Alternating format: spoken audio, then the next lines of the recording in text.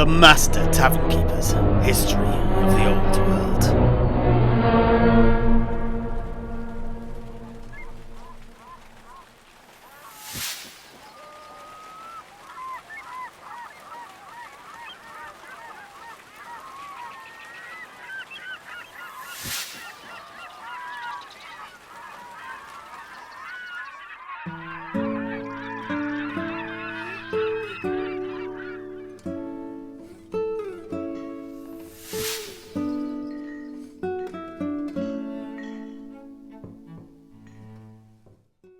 And so, what happened next, Master Tavern Keeper?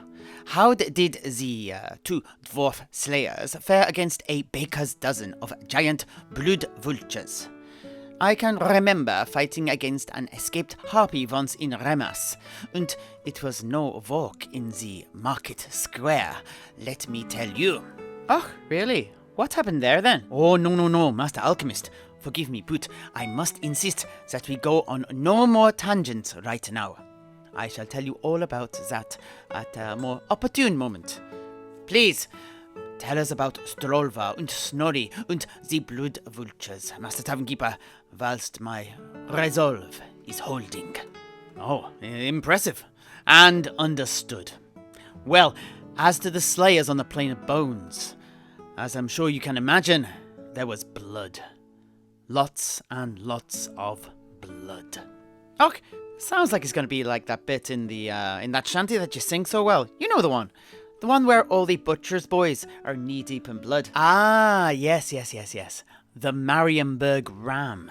A great little tune, that one. Oh, that was it. Oh, yeah. I don't think I know that one, Master Alchemist. Oh, your man here doesn't know it. Why don't you give us a blast of that, Septimus? Ah, no, Master Alchemist. Please stop trying to take us off on tangents. Our conversation has more loose ends than a string-making workshop that has run out of spools. Do not be distracted by this bifurqué provocateur. Mais oui, c'est vrai. And, understood. Oh dear, noble knight. Och, what's going on here then, Septimus? Nothing, Cedric. Don't worry about it. And I will try to get back to the Marienburg Ram later, eh? Let's deal with these vultures first, before our rum-fueled Heinrich here really lets rip. What? Master Tavern Keeper? Nothing, oh noble knight. Please, help yourself to another shot. Anyway, everybody, Strolvarr told me the following. The port of Skeggy, 1553.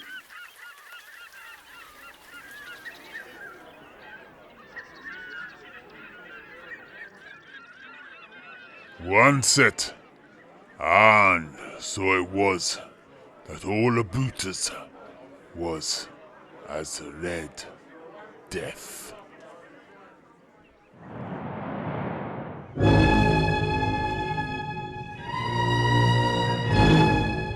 The Plain of Bones, 1471.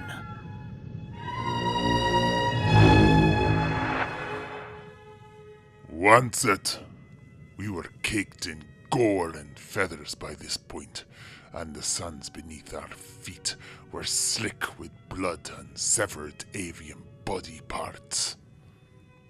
We held our weapons out in front of us. The blood vultures were more cautious now, hissing and pecking at the air, wanting to attack, but not wanting to be hacked apart like offal in an abattoir. To the rear of the flock, the alpha bird still stood upon the carcass of Skaladrak, its wings outstretched and its maw bloody. It seemed to be dialecting its underlings in some way. It was clear that if we were to claim this body and retrieve my father's axe shard still embedded in its skull, this big bird had to die.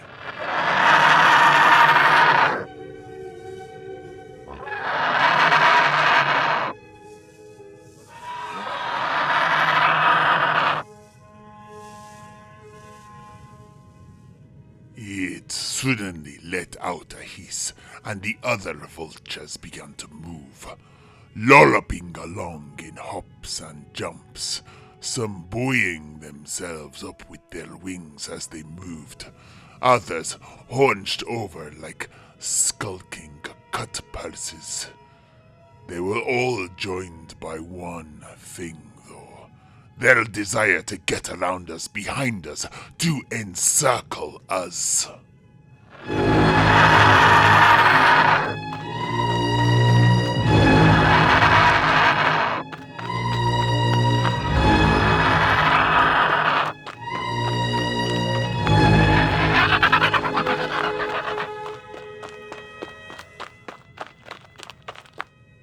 Beardlin, don't let them get beyond your peripheral vision.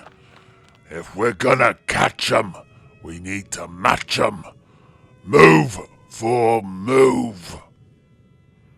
And so slowly we too moved, foot over foot, always keeping each and every single raptor in our eye line. This was a standoff, though, and such things are too dangerous to prolong on the plane of bones. But I needn't have worried on that front, as it was all about to kick off.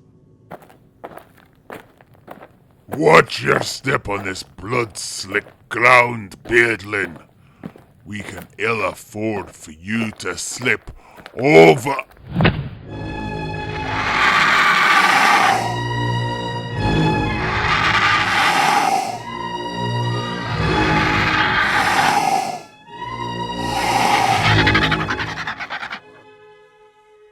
And over I went, falling on my rump with a squelch.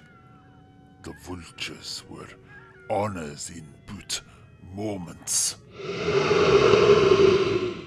Beardlin! Oh no, you don't, you feathered fiends! If you're hungry for a taste of blood in your mouths, then have a taste of my axes. Yeah!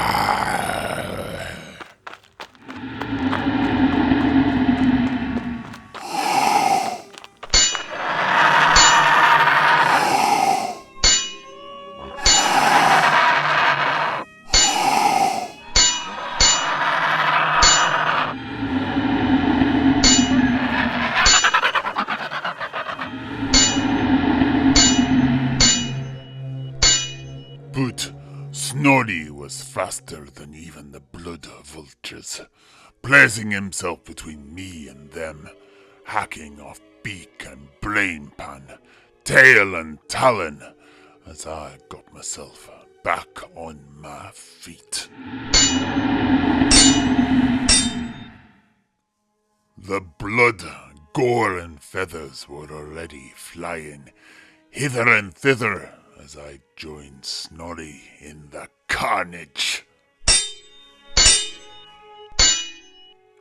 But our 3 axes were more than a match for the Blood Vultures, and soon all that was left was the alpha bird.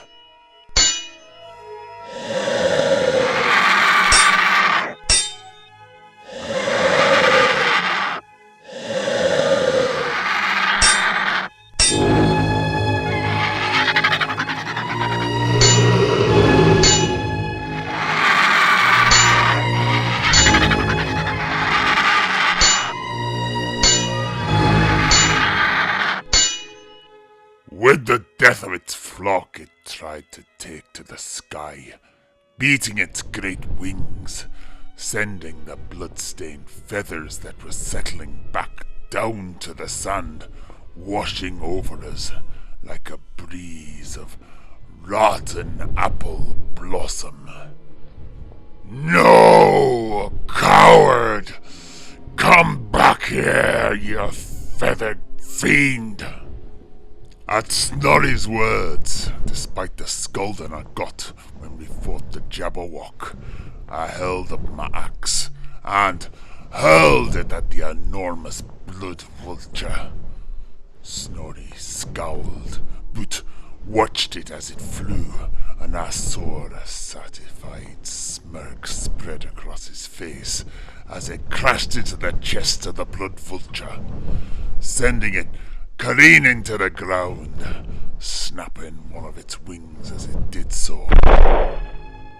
Snorri didn't wait to speak, instead running over to the stricken avian and hacking off its oversized head.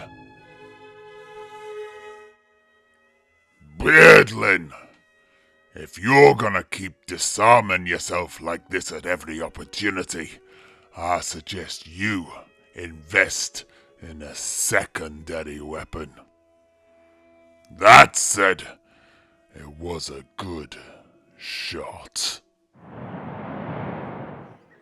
And Manlin, that was it. We claimed the skull of Skaladrak, and at last I could begin to fulfill the dying wishes of my father. Ah, I see. But before you go any further, Strolvarr, I do have a question. Did you end up investing in a second weapon? I can't say I've noticed you carrying one. I did, although I don't often need to use it. I commissioned a dagger to be made for me upon my return to Carrick Cadrin. A dagger? That's a good choice. Where are you hiding that? I always keep a pair of daggers that I bought in Food Chow upon me, in addition to keeping my sword, my cleaver and my musket close at hand. Here they are.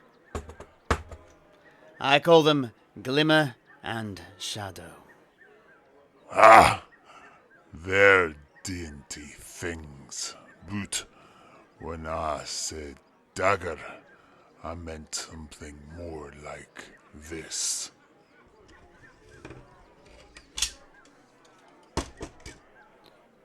By Ranald's dice. Now that's a knife.